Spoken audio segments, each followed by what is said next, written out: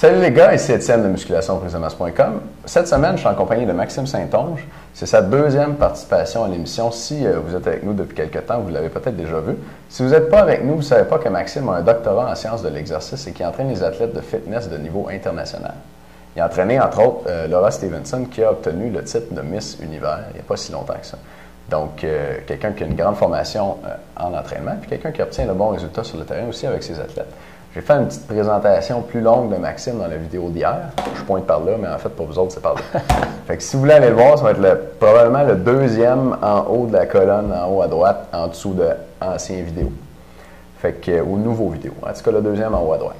Donc, on est toujours avec Maxime Saint-Onge qui répond à vos questions cette semaine, 5 questions, et avec qui je vais enregistrer 3 entrevues tantôt. Il va nous présenter un modèle d'entraînement, d'alimentation et de récupération, donc à peu près 40 minutes chaque, dans 3 DVD qui vont être en vente en ce moment. En fait, au moment où tu regardes ça, les DVD sont en vente, mais ils ne sont pas embellis. On n'a pas fait de package dessus, on n'a pas fait de montage, il n'y a pas les beaux petits graphiques de chaque DVD, rien pantoute.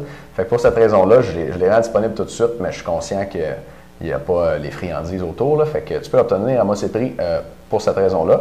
Après ça, après cette semaine, on va les retirer du site, on va comme les retravailler, puis on va les revendre plus tard plus cher. Fait que si tu veux comme en rabais, c'est temps d'en profiter. Ceci étant dit, Max, j'ai une question pour toi. Vas-y fort. T'es prêt? Cool. Question de Jean-Philippe de Bécancourt. C'est Bétancourt ou Bécancourt? Je pense que les deux existent. Les deux existent. Ah, mais je n'ai pas étudié en géographie, moi donc non je ne m'aventurerai pas là-dessus. Non. Au secondaire, j'ai été malade en secondaire 3. J'ai manqué comme la moitié de l'année en géo. Je suis vraiment pas bon. Là. Fait que Bécancourt, je sais pas si... Ça te limite dans ton quotidien? Oui, vraiment. Comme là, c'est une musculation prise de marche. Je ne sais pas d'où vient Jean-Philippe. Il y a 17 ans, s'entraîne depuis 2 mois.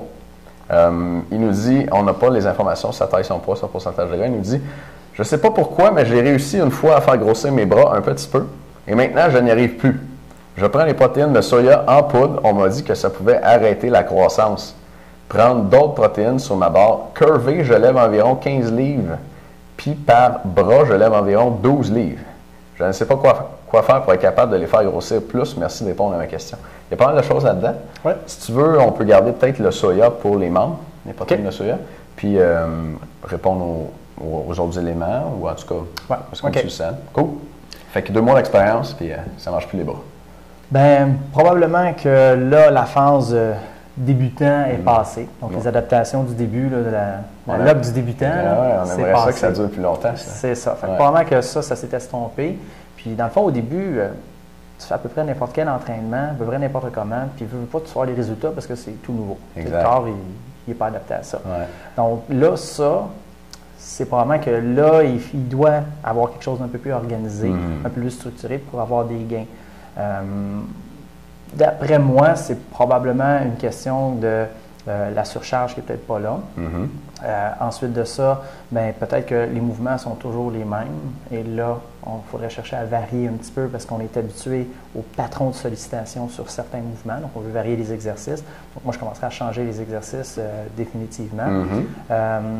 L'autre aspect aussi, c'est que il faut savoir comment il a déterminé qu'il y avait eu des gains ou non. Est-ce que c'est juste à l'œil? Souvent, c'est ça. Donc ça, c'est très, très subjectif. Il y a des gens qui n'ont aucun changement de composition corporelle les premiers mois, mais parce qu'ils s'entraînent, ils trouvent qu'ils sont en meilleure shape. Wow. Fait qu'ils se regardent dans un miroir et ils se trouvent, là, je suis plus musclé, j'ai perdu du gras. Puis quand on fait une analyse de composition corporelle plus poussée, on se rend compte qu'ils sont pareils comme avant. Wow. Donc, les autres, ils associent, mais là, je lève plus pesant, donc forcément, j'ai plus de muscles. Je m'entraîne, donc c'est sûr que je suis plus en forme, c'est sûr que je suis en meilleure shape. Ce n'est pas nécessairement le cas. Donc là-dessus, moi, j'irais de façon très simple, prendre juste la circonférence du bicep, relâcher, donc à mi-chemin entre le coude et la pointe de l'épaule.